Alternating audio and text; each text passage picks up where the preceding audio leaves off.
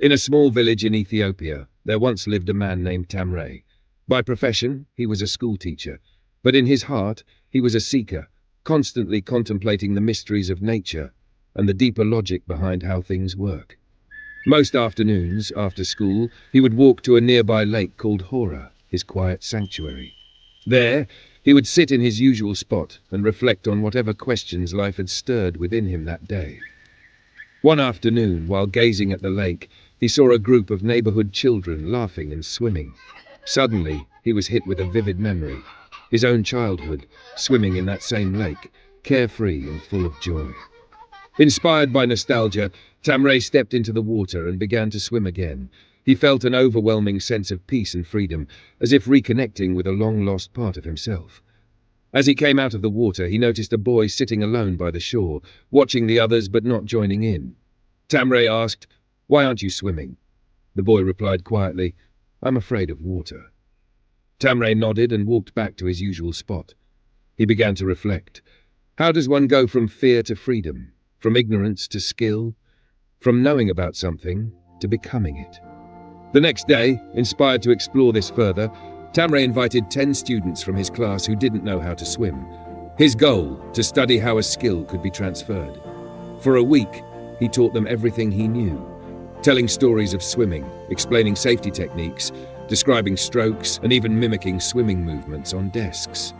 He believed that knowledge was the bridge. To test their understanding, Tamray gave them a written exam.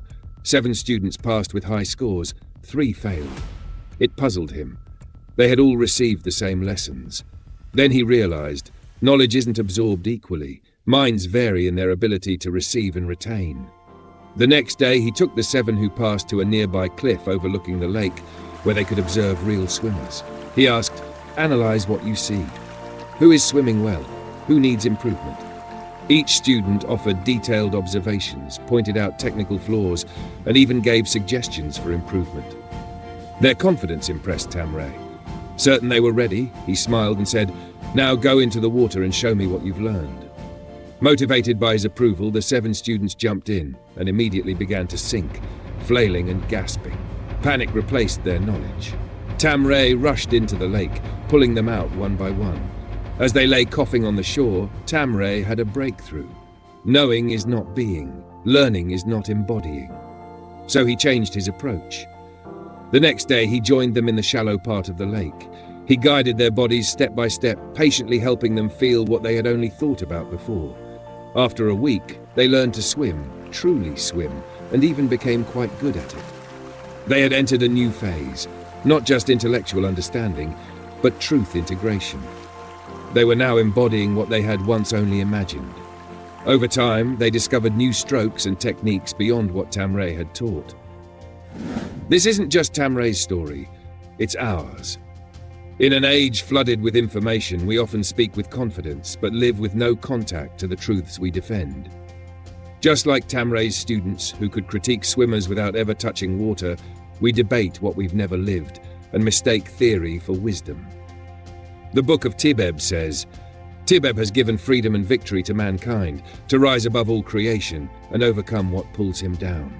Freedom is not a theory, it is a practice. Tamray's students talked of swimming. They became swimmers only when the lake entered their lungs, the current their muscles, the depth their humility. The myths in the thought of Admesh are not fantasies, they are maps. But maps serve only those willing to walk. So ask yourself, where are you still standing on the shore arguing about water? What teaching have you memorized but never embodied?